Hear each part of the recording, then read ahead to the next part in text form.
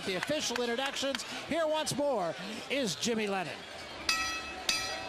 Ladies and gentlemen, from the Seminole Hard Rock Hotel and Casino here in Hollywood, Florida, at this time we present the big boys of boxing in a heavyweight attraction brought to you by Warriors Boxing Promotions and Cedric Kushner Promotions in association with the Seminole Tribe of Florida and the Seminole Hard Rock Hotel and Casino, Hollywood, Florida, as sponsored by friendsand.com. Judging at ringside for this bout, we have Fred Flutie, Bill Ray, and Rick Bays. And our third man of the ring, the referee in charge, is former world champion James Waring. All right, fans, here we go with a heavyweight special attraction scheduled for 10 rounds of boxing. Introducing to you first on my left, he is fighting out of the red corner, wearing white trunks with black trim, hailing from Roanoke, Virginia. He weighed in at 223 pounds. His record stands at 34 wins, 8 losses, with 28 big wins coming by way of knockout. Please welcome Stephen the Storm Panel. And his opponent across the ring, he is ready to go on my right. Fighting out of the blue corner in this 10-round attraction, wearing red trunks with black trim. He hails from Port Jefferson Station, New York, now fighting out of West Palm Beach, Florida. He weighed in at 277 pounds with a record of 31 wins, 5 losses, and 3 draws. He has 19 wins coming by way of knockout. Introducing JAMEEL, Big Time McCLINE. Once again, our free in charge, James Waring, now to give instructions. 10 rounds of action scheduled. Get that water up for me right there, okay? Get the water up. Okay, guys, right here is low, right here is low. Any questions here? Any questions here? Touch the gloves, guys, back up. Good job. So with that, we are ready to go, and again, I would have to think Sean O'Grady has joined us back here at the table. I have to think, champ, that McCLINE is just going to try to jump it. Well, he has to do something to ignite his career. Nobody talking about JAMEEL McCLINE now in the heavyweight division. They're talking about other fighters, not McCLINE. McCLINE has to do something here that to raise some eyebrows, to make people think, you know, JAMEEL McCLINE. So he's going to have to jump right on him. And that's what guys at this level have done with PANELL. And they've been successful. And I'm sure McCLINE knows that, so he's got to try to measure up. And he's starting to ball. McCLINE is a big heavyweight with a big heavyweight punch. PANELL slipped the right hand in early, and this is a mugging. No mugging. There's no mugging in boxing. You mug for the camera, but not for your opponent.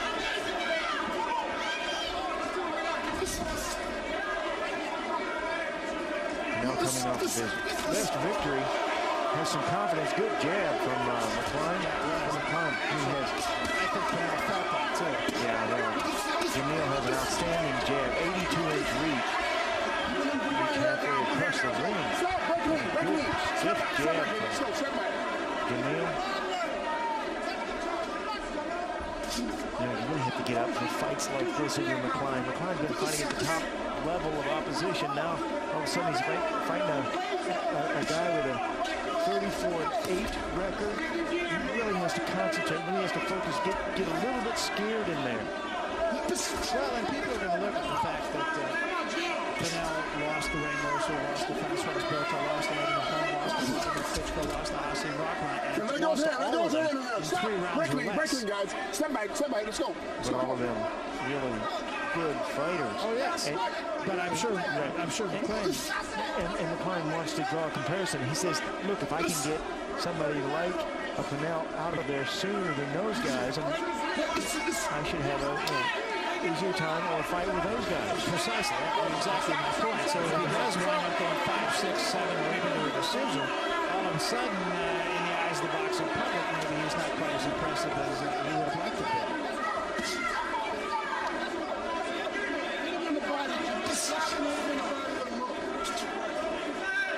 is extremely important. You know, fights of this nature sometimes are more important and harder than the really big fights. In the big fights, you know everything about your opponent. In this fight, JAMEEL McCLINE knows very little about Steve Panell. And Panell, awkwardly tall guy. He's got the jab going. He knows enough to have a good right hand. He's bringing some confidence coming off that win in his last fight. He could be difficult to beat. Good right hand from Panell. Good right. Left hand behind it. Panell's down.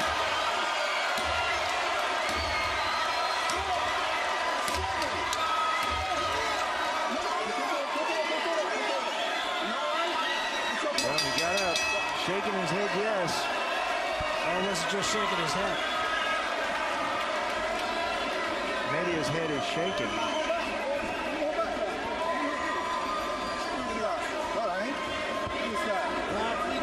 Looking in the corner. Give me the whole thing. I'm not sure that's the first round that his handlers would have liked to have seen him fight. David Tua, what do you think? You knocked down the first round. JAMEEL on track? I believe so. Certainly, he's establishing a lot of body punches. He's trying to close the distance with his jab. And I believe that's opening up, you know, these head shots. Well, you saw the big left hook as the punch that did the damage.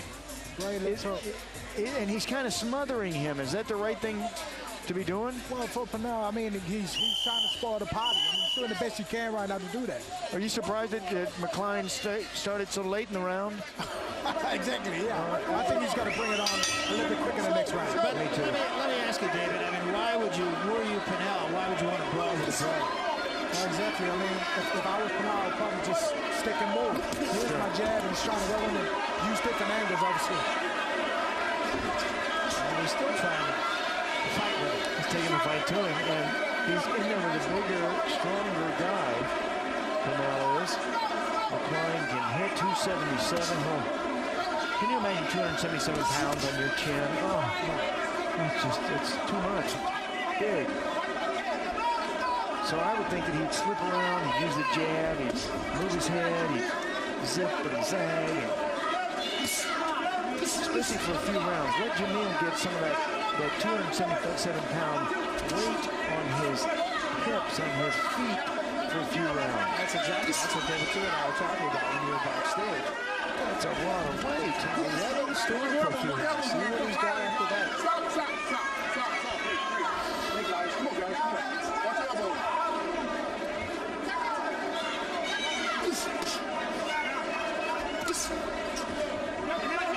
JAMEEL's a good pro too. He starts off slowly at the first part of the round, then he picks it up. He brings it in. He ends the round with a statement.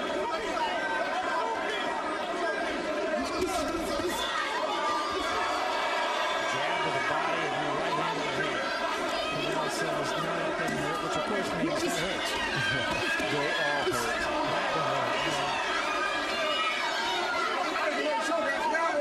It hurts tomorrow. Break it up. Let's go.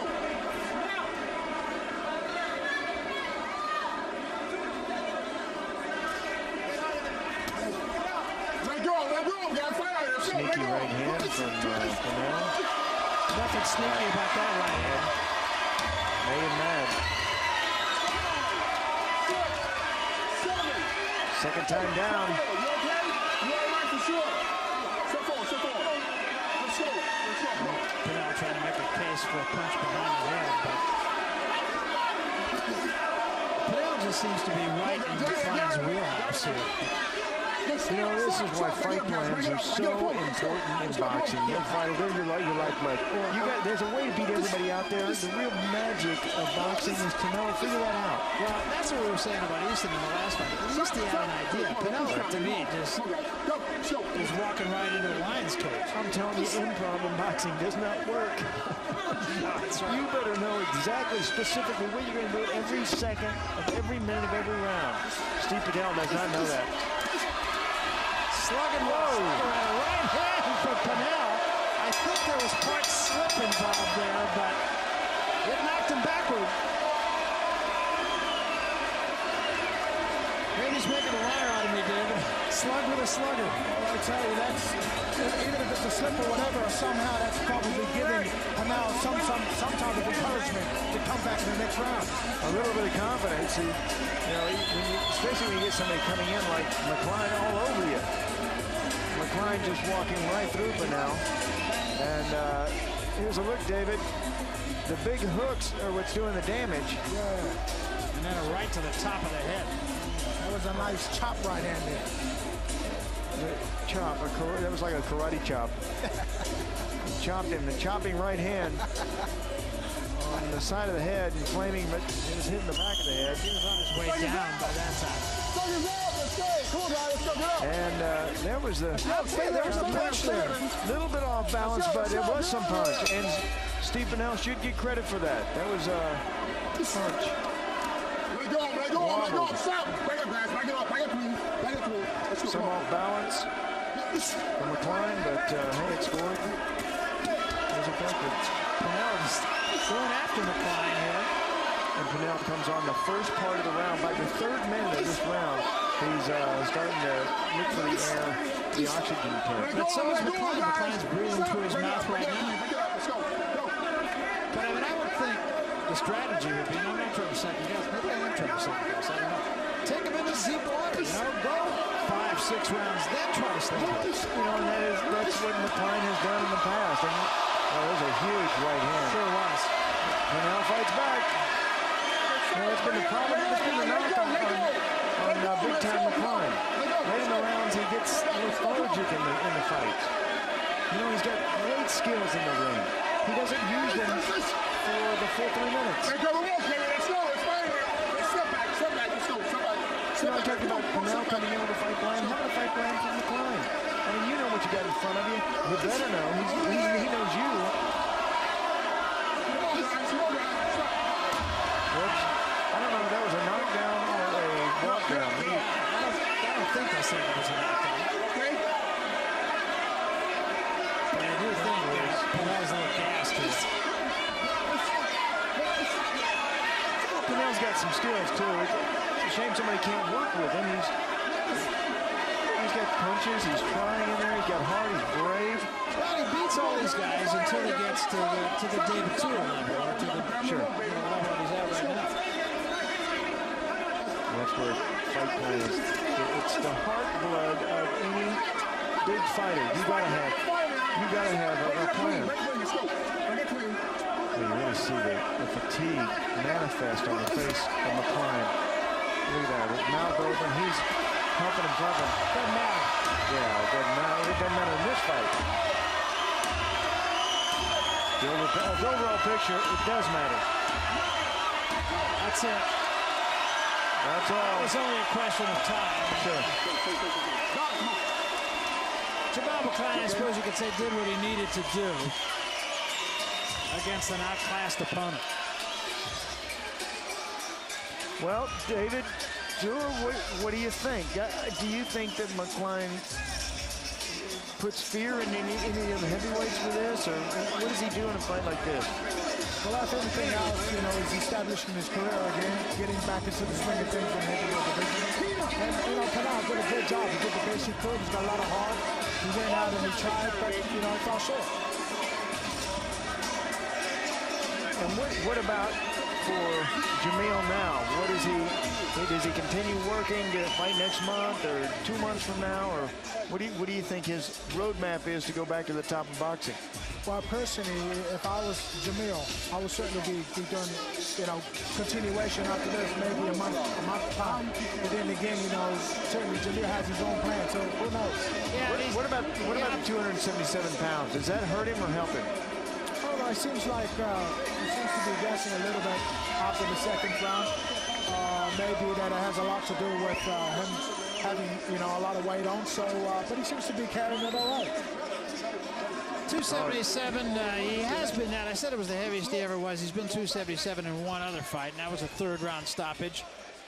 Well, at 6'6", you can carry just about any weight. It's pretty good. There is the final knockdown. Once again, here it is with McCLINE. He's still got the power. He's got the size.